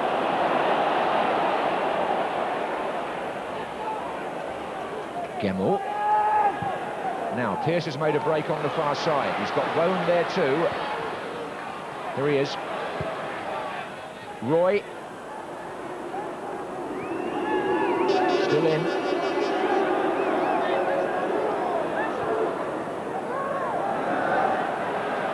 Well, they're going to have to start all over again here. Just pushing out the Lyon team, pressing the ball. The other half are just sitting in, defending deep. And Forest can push two or three forwards right up onto the edge of the area here if they want to. As it is, the ball hasn't come through. I mean, the one player in the Forest side who can beat people is Brian Roy. But, you know, if you've got a dodgy cartilage, you're not going to be able to twist and turn as sharply as comfortable. And what he has done this evening quite often in these situations with his back to goal, he's just knocked it back to players joining. Silenzi with the shot. And that seems to me the moment for Frank Clark to make his changes. He's going to put two on. And they're the two youngsters I mentioned, Paul McGregor, who's 20, and Bobby Howe, as they call him here, who's 22. Both have had a limited amount of first-team experience. They haven't... McGregor's been on as a sub in Europe, but they haven't had to contend with anything quite like this before. And the UEFA official is having something of a conflab with Liam O'Kane about when these substitutions can be made. I think Silenzi is obviously one of them who's going to come off, and it looks as though it may be Brian Roy, Trevor, yes. Well, I'm still a bit surprised with Roy. I mean, Silenzi I could understand. I mean, I was quite amazed. Silenzi was starting to walk and sort of asking Frank Clark, yes, is it me that's coming off? Almost as if he was relieved to get away from the pitch. And it's been a frustrated night. Brian Roy's knee, whether now they'll wait for the Manchester United game. If he's struggling that much, they might as well go in and have the operation. But it does show, I think, how fragile the Forest squad is when you've got two youngsters like that coming on in an important European game. Good luck to them. Let's hope they have an influence. Well, indeed. Let's just reiterate, number 16 is Steve Howe, who's a Geordie, rather like his manager, and he played 4 games in the first team the season before last. is his first appearance this time round. And number 12 is the 20-year-old Liverpudlian Paul McGregor, who, as I say, is more of a winger but can play through the centre, which I think he's going to have to do here. This is Cooper.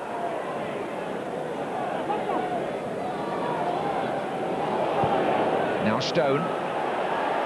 Now both the newcomers are waiting in the centre. It's Stone for Forest. And the sting taken out of the shot by deflection. Well, that was created by Colin Cooper coming in and bringing it out, and suddenly somebody was occupied coming to him, and Steve Stone found he initially had one against one, and then coming inside was able to go past defenders who'd been stretched. Here's Little, looking for McGregor. Across comes Laville. And the double change seems to have lifted the crowd a bit, trying to encourage the two youngsters. It's a good ball by Stone to Little. And Forest having a little flurry here.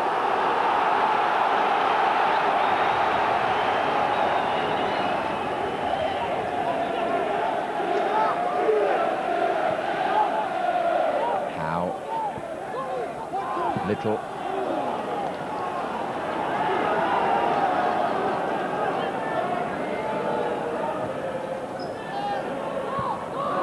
Offside.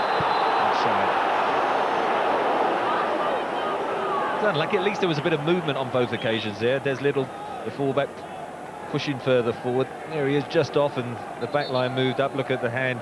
Marcello, the sweeper there, he's organising things. He's been very composed and picked up all the loose balls and just shouted when they've needed to move up. Still not too much to worry Pascal Olmeta, or indeed his team. They're coming up to the 75-minute mark here in the first leg. But I must stress that 0-0 would not be the disappointing result for the home side necessarily that you might have once expected in Europe. They've got a free kick there anyway, Forest. Now they can pile a few forward. Stuart Pearce has come across to take responsibility.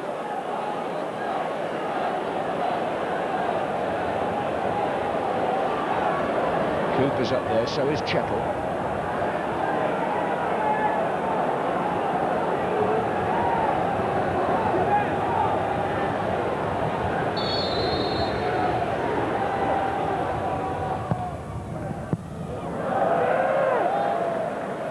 Climax, wasn't it?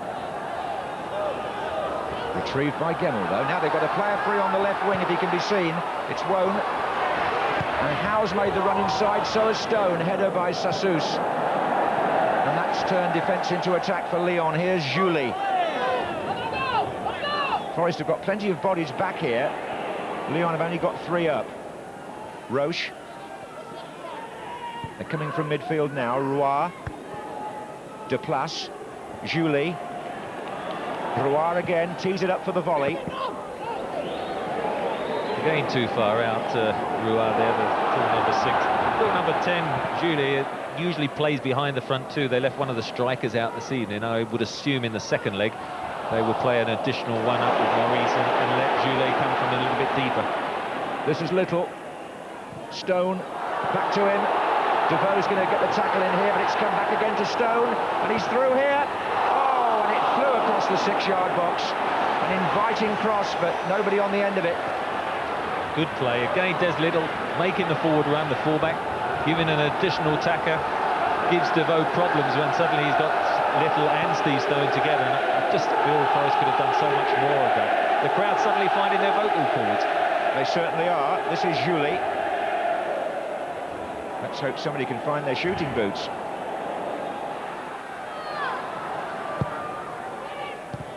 Well, not that end by a defender. Steve Chettle slicing his clearance. Corner to Lyon. You mentioned the other striker. In fact, the guy who scored the other goal in Lazio, Azar Durian, is not in the starting lineup tonight. It would seem as if he's likely to come back for the second leg. Indeed, he could still be used here as yet. But it's a corner on the far side to be taken by Deplace.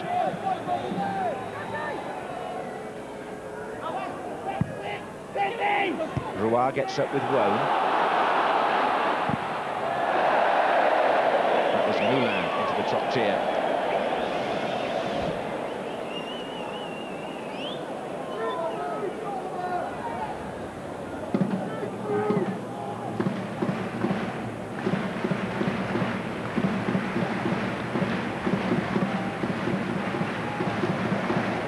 This was certainly does little getting behind there. Deveau can't quite keep it, and Steve Stone comes onto it, clips it over the body very nicely. And really, as the cross comes in, just a vital touch, wasn't it, from the letter? Yes, he got a hand out there, didn't he? But in the meantime, he's got to pay attention here because Forest have got a free kick to be taken by Pearce, looking for Chettle. Goalkeeper starts to come and changes his mind. Header back by Chettle, looked promising. Bart Williams is there.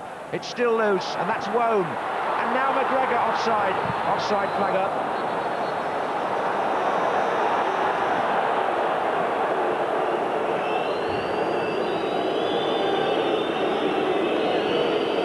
A lot of bodies in there because they were originally for the free kick. I think when it came through, just beyond, wasn't he, Marcello there, and the flag's already gone up long before. Marginal decision against number 12, Paul McGregor.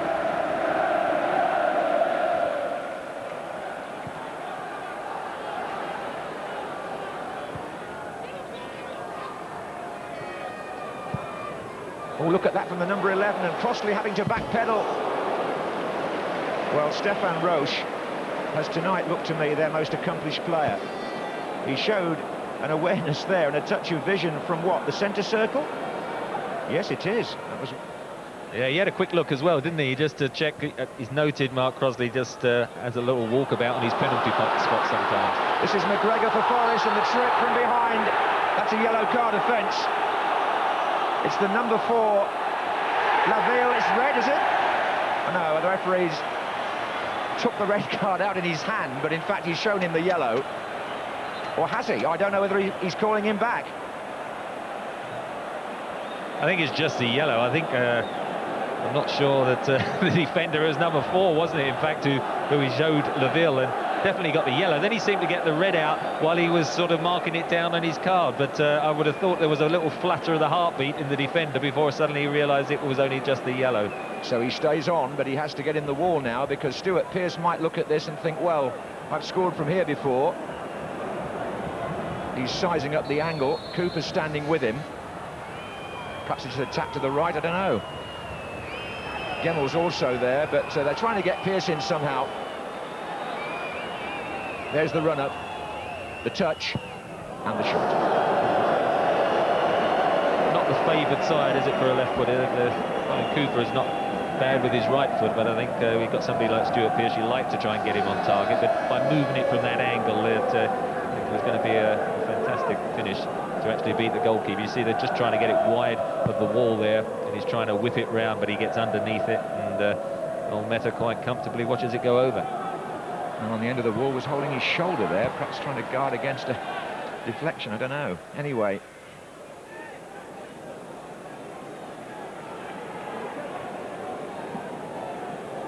I've seen them hold certain parts of their body in the wall, but not the shoulder before.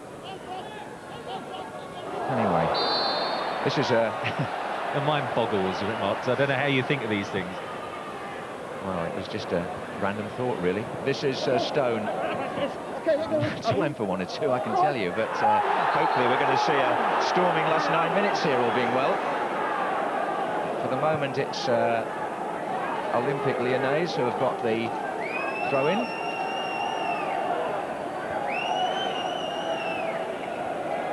Forward by Gemmell. Oh, look at this. McGregor gets the other side of Laville. Oh, Meta comes all the way. Oh, and there's a chance. And it's handball, is it, by Laville? Penalty. And he's going to go off, I think. He's already been booked for a foul. And I think the number 4 is going to have to go anyway, because that was probably a red card in itself. He's gone. He's off.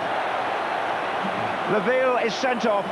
It was his second offence anyway, but he stopped what probably looked a certain goal, Trevor. What is the goalkeeper doing here? Look, I mean, he's done nothing except getting in his defender's way, and Laville tried to cover, his handballed it, and the referee must have anticipated the red card was going to come out when he brought it out a couple of seconds ago, but he's off this time. I think it was young Steve Howe who had the shot on goal with the keeper out, but that was handled. And Stuart Pearce here with the responsibility as the player who's been dismissed goes off to a consoling pat on the head from the coach. It's a penalty to Forest. Stuart Pearce. Oh, the keeper saves it, and there's McGregor, and there's a goal! Paul McGregor! Forest are in front. It's taken a long time, but there's the goal that they were after, and the young substitute, 20 years old, the Liverpudlian Paul McGregor, gets on the end of the rebound. Stuart Pearce sees his penalty stopped by Olmeta going to his left. It was a good save, but as the players came in, it's McGregor who's there first, and he steers his shot into the far corner on 83 minutes. Frank Clark suddenly sees daylight here in this European tie. One of his substitutes puts Forest in front, and now, Trevor, they play against 10 men. But great credit to Forest. They had 4 players against 1 Lyon defender on the follow-up, and of course now such a crucial goal. It was a horrible, horrendous mix-up by the Lyon defence. I mean, Olmeta, the goalkeeper, got in the way of the other defender who was challenging the ball on the edge of the penalty. What he was doing out there, he hasn't got the height to clutch the ball. It then went free, and certainly then poor old Lavelle got sent off. Stuart Pearce greatly relieved, I'm sure, but 4 Forest players were following up, and Paul McGregor, well, a wonderful night for him.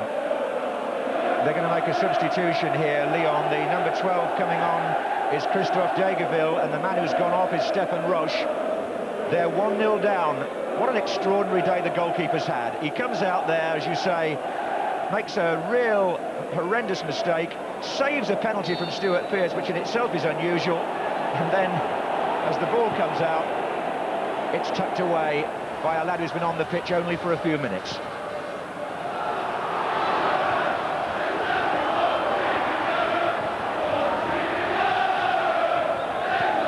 Volleyed forward by Pearce.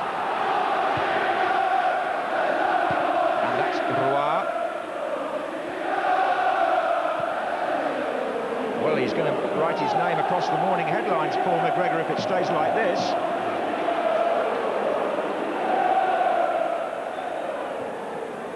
I think maybe our hopes of a storming last 10 minutes are just about to be realised.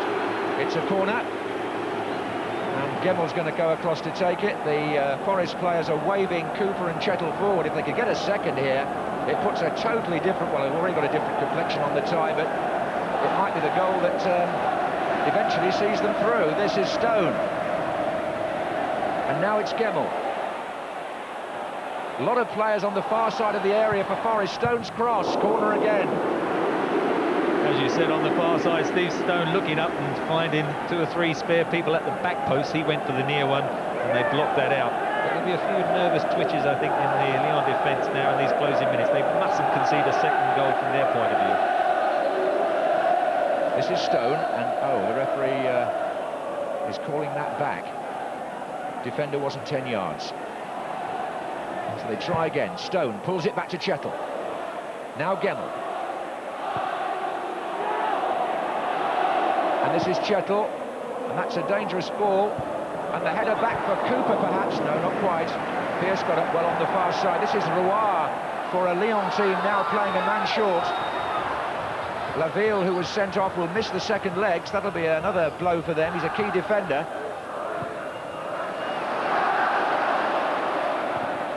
And that ball by Pearce has suddenly got Howe away. In the middle, McGregor again, he's coming in now. They're unlucky, but McGregor and Howe, just with their enthusiasm, have unsettled the Lyon defence, and suddenly they are just getting behind those 3 central defenders. Well, give Frank Clark full marks there. Many managers would have settled for 1 substitution. He made the double change. This is Julie. Which you can afford to do now, because you can use 3. This is Maurice, and he's gone down injured, and Forest break again, only as far as Devoe. And it's Devoe once more.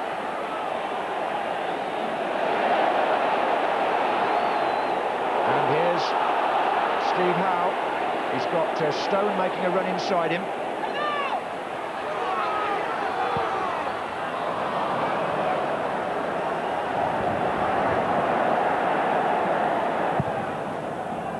alongside the last 3 minutes here in the first leg, but after all that went before, and not a great deal did go before, if truth is told, Nottingham Forest must be pleased to take any sort of lead back to France for the second leg in 2 weeks' time. A lead which they now have thanks to this man, McGregor.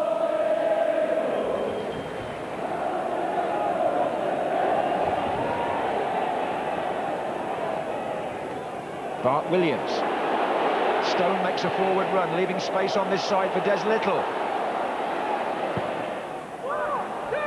Howe's in there. And Lyon clearly shaken in that 5-minute spell when they lost both a goal and a player. This is Degerville, who's just come on, number 12. And Julie. Had 8 defenders there at the moment. Referee says it was chest by Gemmell. And the whistles from around the ground are anxious Forest supporters who are quite happy to settle for 1-0. This is Roy. With a man over, that shouldn't be too much of a problem, you'd think.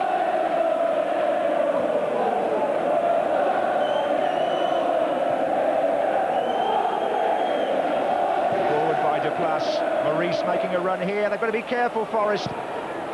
Chettle covered.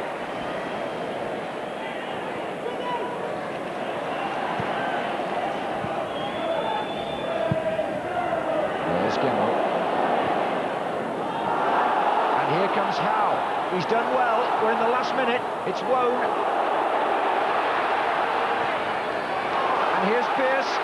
Unmarked on this side. McGregor, if he can be found. It's Wone again. It's come off Sassous, and there is McGregor.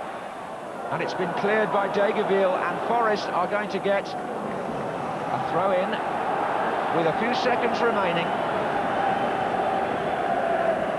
What a bonus the second goal would be now. Little. No. It's all Stone could do. Well, the two youngsters, I mean, McGregor and Howe, just for their movement and, I'd say, the enthusiasm more than anything to actually run and move, whereas Salensi was very static in particular, and he wasn't pulling those 3 central defenders and getting them isolated. Suddenly Forest just sensing perhaps they could get the second goal. I'm sure we'd all settle for just that 1-0 lead. Well, they may have to, because it's now stoppage time, and Lyon may be happy to settle for it as well, although here's a break by Julie with Maurice going to his left. And Forest scampering back as Moulin moves up on the right-hand side. There's the cross. Oh, goodness. Maurice went for the overhead kick, and had he made contact, who knows what might have happened. As it was, Steve Chettle put him off a bit. Given away by Des Little. Shouldn't be doing that in the 92nd minute. This is Julie.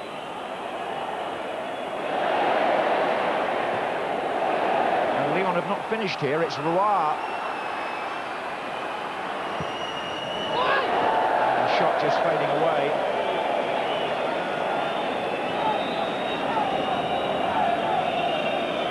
Well, they're spectacular, wasn't it? As you say, lucky didn't make contact with the ball, and for Steve Chettle's sake, lucky didn't make contact with him because he threw himself forward, didn't he? But I don't think Lyon have been positive enough to actually warrant it or deserve the goal themselves. It was just a case of whether Forest were able to get that home one in the end.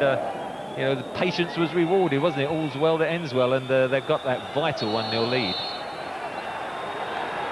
Well, I have to say that on their past reputation and on the 2 rounds already played, here comes Crossley to meet Julie. Forest would look at 1-0 at home and say that gives them a real fighting chance in Lyon in 2 weeks' time. There's no question about that in my mind. This is Howe. And what they did do, of course, was guard against conceding the away goal. And that's how it ends. And there's a huge cheer goes up Trent side as the widest smile being worn by 20-year-old Paul McGregor, who came on as substitute and scored the goal by which Nottingham Forest lead in this UEFA Cup tie. It's half-time, really. They go to France in a fortnight with what may prove to be an invaluable advantage. Stuart Pearce's penalty was saved, but all ended well thanks to McGregor. It's Nottingham Forest 1, Olympique Lyonnais 0. Well, it's very heartening for the boy who came on there, wasn't it? I mean, nice goal and quick instincts when the penalty didn't go in, Alan. Terrific finish from the boy. I think the manager did well. Substitution at the right time, double substitution. Yeah. Not a great performance from Forrest. I've seen them play better, but a great result. I thought the captain was inspirational, the left-back Pearce. I've got to give them 10 out of 10 for keeping going. They weren't playing that well, but the result is all important. And now, as John Watson says, Jimmy, they have got a real chance of the last 8, haven't they? They can go to Lyon and do something, you would expect them to. They certainly have. I mean, they just wanted that goal, but they had no cutting edge, as Alan said. Yeah. And I don't say that the back group played badly. The 9 at the back did very well, but for different reasons, Roy and the Italian international, I mean, did nothing. And on that basis, I mean, well done the kids. Thanks, magnificent. Jim. Let's just give you the other results from tonight, starting with the Premiership. Arsenal 4, Sheffield Wednesday 2, Bergkamp, Winterburn, Dickov and Hansen for Arsenal. David Hurst and Chris Waddle with Wednesday's goal. Arsenal, who were 2-1 down, move up to 3rd place. And Middlesbrough 0, Tottenham 1. Chris Armstrong is having a good time now after 72 minutes. Spurs climb to 5th.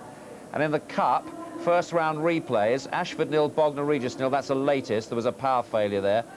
Brighton 4, Canvey Island 1, a winning start for new Brighton manager Jimmy Case after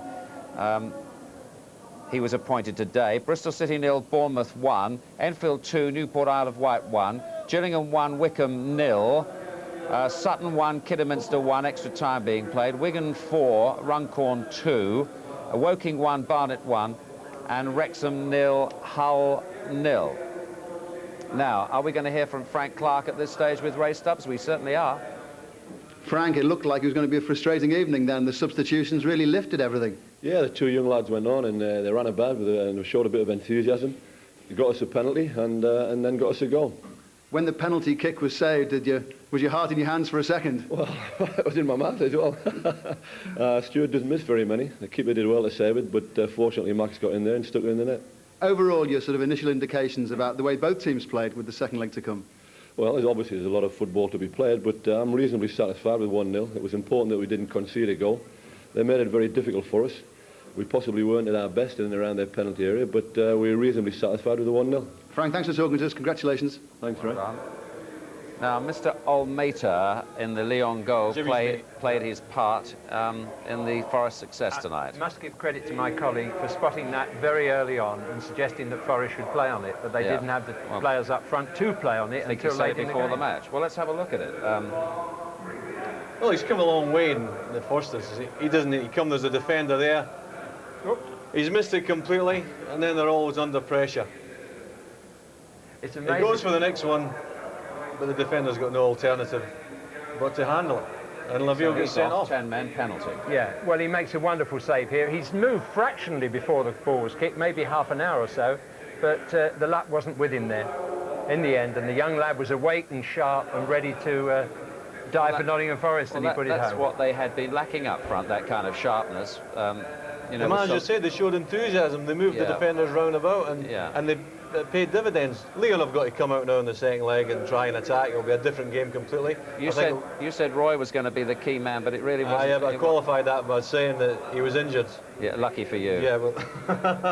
lucky for you. Anyway, they now love you here at the Forest ground. Well, I hope to be back here in March if invited. Exactly. That'll be terrific. And they could still win the league.